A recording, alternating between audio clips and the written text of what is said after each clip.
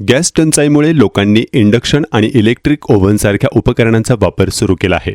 पण या उपकरणांच्या वापरामुळे विजेचा भार वाढला असून रोहित्रांमध्ये बिघाड होण्याचे प्रकार समोर येत आहेत. त्यामुळे आता इंडक्शन वापरासाठी नागरिकांना महावितरणकडून वाढीव भार मंजूर करून घ्यावा लागणार आहे. ऐन उन्हाळ्यात शहरातील वीज मागणीत कमालीची वाढ झाली आहे. वसई विरार शहरात घरगुती वसाहतीतील सिंगल फेज कनेक्शनसाठी 10 वॅट भाराची मंजुरी देण्यात आली आहे. मात्र गॅस टंचाईच्या भीतीने नागरिकांनी सुरू केलेल्या इंडक्शनच्या वापरामुळे विजेच्या भारात वाढ झाली आहे. एका इंडक्शन शेगडीचा लोड साधारणपणे 1.5 ते 2.5 किलोवॅट इतकं असतं. हजारो घरांमध्ये एकाच वेळी ही उपकरणे सुरू झाल्याने रोहित्रांवर भार वाढून तांत्रिक बिघाड होण्याचे प्रमाण वाढले आहे. नालासोपाऱ्यात अलीकडेच विजेच्या अतिभारामुळे 2 रोहित्रांमध्ये बिघाड झाला होता. यामुळे संबंधित भागातील वीज पुरवठा काही काळ खंडित झाला होता. त्यामुळे असे प्रकार वारंवार घडू नयेत आणि यावर अंकुश राहावा यासाठी ग्राहकांनी इंडक्शनच्या वापरापूर्वी घराचा मंजूर भार किती आहे हे तपासून वाढीव भार महावितरणकडून मंजूर करून घेण्यात यावा, असे आवाहन अधीक्षक अभियंता संजय खंडारे यांनी केले आहे. इंडक्शन जर लोकांनी वापरले तर त्यामुळे ट्रान्सफॉर्मर लोड पडण्याची जास्त शक्यता असते. जनरली कुठलाही जर तुम्ही लोड वाढवायचा असेल, जो सँक्शन लोड असेल त्याच्यापेक्षा जास्त जर तुमचा लोड वाढत असेल तर मी ग्राहकांना विनंती करेन की त्यांनी पहिल्यांदा तो लोड सँक्शन करून घ्यावा आणि सँक्शन केल्यानंतर आपला जे काही तुमच्याला लोड वाढवायचा असेल किंवा इंडक्शन हिटर्स वगैरे वापरायचे असेल तर ते वापरलं तर काही याच्यात नाही. पण सगळ्यात महत्त्वाचं म्हणजे त्यांनी ते सँक्शन करून घ्यावा आणि महावितरण ते लगेच सँक्शन करून देईल. ऑनलाईन प्रोसिजर त्यासाठी उपलब्ध आहे. मधल्या काही कालावधीमध्ये आमच्या लक्षात आलं की 2-3 ट्रान्सफॉर्मर्स आमचे फेल झालेले होते. ते काही जिथं रेसिडेन्शियल लोड आहेत त्या भागामध्ये झालेत. त्यानंतर आम्ही तो लोड डायव्हर्ट करून ते व्यवस्थित करून घेतला. पण त्यानंतर असं कुठल्या प्रकारची घटना घडलीचं आम्हाला निदर्शनास येत नाही.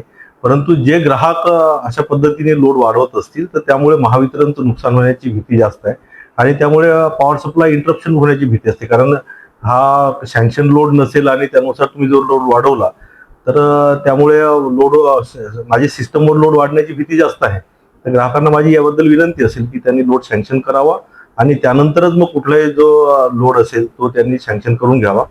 आम्ही मिन टाईममध्ये काही आमच्या स्क्वॉड आम्ही तयार करतो आहे आणि हे स्क्वॉड पण आता 1 तारखेनंतर आमच्या सर्व एरियामध्ये जातील आणि ते पण अशा वेळेस जर अतिरिक्त लोडवार जर सापडला तर त्यामध्ये त्यांच्यावर कारवाई जी असेल महावितरणच्या नियमानुसार, इलेक्ट्रिसिटी ऍक्टच्या नियमानुसार ती कारवाई करेल आणि तसं मग त्यामुळे ग्राहकांना त्याचा फटका बसू शकतो. तर माझी ग्राहकांना ती पण विनंती असेल की आमचे जे स्क्वॉड असतील ते फिरतील आणि अशा वेळेस जर आढळला तर ग्राहकाचं त्यामध्ये त्याला दंडाची कारवाई करण्यात येईल.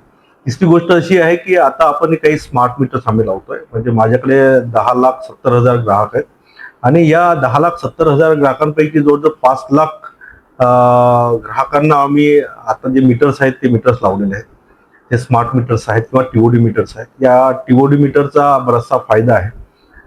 यामध्ये ज्या मीटरवर आमचे जर लोड असेल त्यांनी जर वापरला तर त्याचं लोड पण मेन्शन होतं, ते दिसतं त्याच्यामध्ये आणि अशा वेळेस त्याचा आम्ही आधार घेऊन अशा वेळेस जर एकदम जास्त लोड जर वाढलेला एखाद्या ग्राहकाचा दिसला तर ते आम्ही इथं आयडेंटिफाय करू शकतो आणि आयडेंटिफाय केल्यानंतर अशा ग्राहकांवर आम्ही इथूनच त्याच्यावर कारवाई करू. तर असा कुठल्याही प्रकारची अविचलित घटना घडणार नाही यासाठी ग्राहकांनी महावितरण कंपनीला सहकार्य करावं अशी मी आशा व्यक्त करतो. धन्यवाद.